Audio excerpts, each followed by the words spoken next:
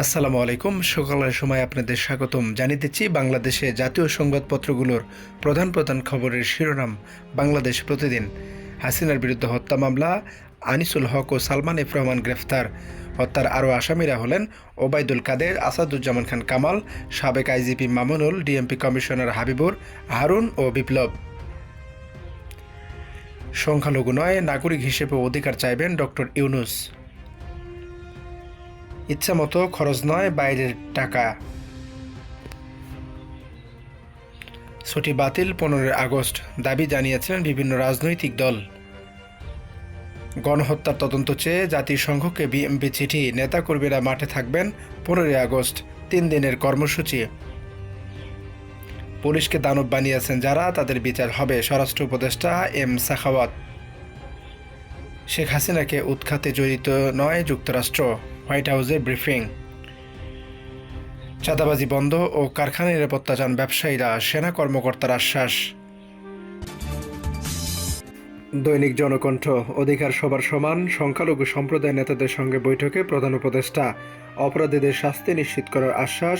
এমন বাংলাদেশ আমরা গড়তে চাচ্ছি যেখানে সবাই এক পরিবার। আমরা বাংলাদেশের মানুষ, এটাই নিশ্চিত করতে চাই। 15 আগস্টের সাধারণ ছুটি বাতিল, উপদেষ্টা পরিষদের বৈঠকে সিদ্ধান্ত।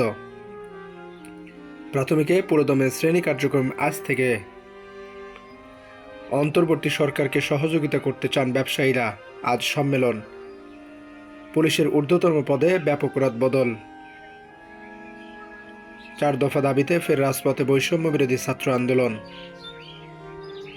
ট্রমা কাটিয়ে উঠলে পুলিশ সম্পূর্ণ দায়িত্ব পালন করতে পারবে, রাজশাহীতে সেনাপ্রধান।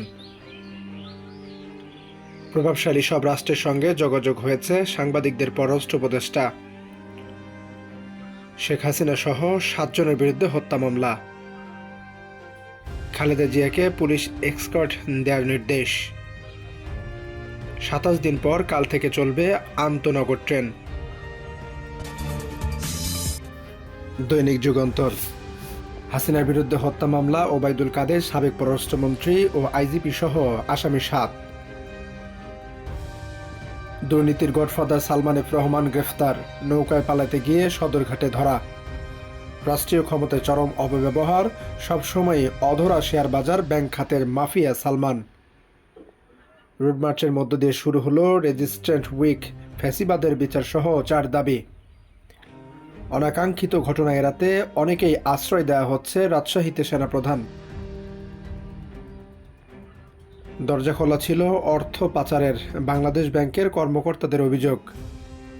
5,000 কোটি টাকা লোপাটের পরও বহাল ঢাকা ওয়াসার এমডি তাসকিন এ খান। দৈনিক নয়া দিগন্ত।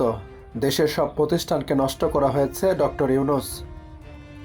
অতিরিক্ত বল প্রয়োগকারী পুলিশ কর্মকর্তারা চিহ্নিত, পুলিশ ধ্বংসের জন্য দায়ী এরাই। পালাচ্ছিলেন নৌপথে সালমান রহমান ও আনিসুল হক গ্রেফতার। হাসিনার ক্ষমতাচ্যুতিতে যুক্তরাষ্ট্রের ভূমিকা নেই, হোয়াইট হাউস। অর্থের অপচয় বন্ধ ও সঠিক ব্যবহার নিশ্চিত করতে হবে, ডক্টর সালাউদ্দিন। জেলার সহ সবাই দায়িত্ব পালন করলে কারা বিদ্রোহী হবে না, নয়া দিগন্তকে নতুন আইজি প্রিজন। গণহত্যার আন্তর্জাতিক তদন্ত চেয়ে জাতিসংঘকে বিএমপি চিঠি। হত্যাকাণ্ডের দায়ে হাসিনা ও সহযোগীদের বিচার দাবি, বৈষম্য বিরোধী ছাত্র আন্দোলনের সমাবেশ।